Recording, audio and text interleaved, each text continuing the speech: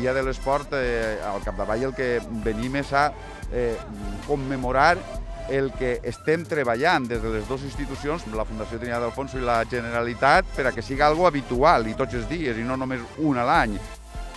Bueno, para Xavier hoy es un día muy especial, ¿no? Acoger este Día del Deporte y hacerlo rodeado de muchísimos niños y niñas escolares que están participando de este día es importante.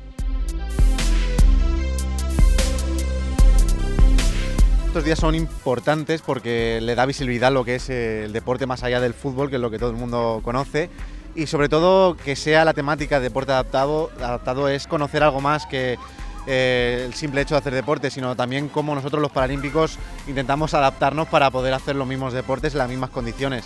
El Día del Deporte, o sea, es increíble, sobre todo que la Fundación esté aprovechando este día como para transmitir los valores, sobre todo del deporte adaptado, que es lo más desconocido, sobre todo en estas edades. La verdad es que es muy curioso y muchos niños nos lo transmiten así, ¿no? El Día del Sport es una acción que impulsamos en la Fundación Trinidad Alfonso. Esta es la 7ª edición en la que ponemos en valor el Día Internacional de la Actividad Física, que es el 6 de abril.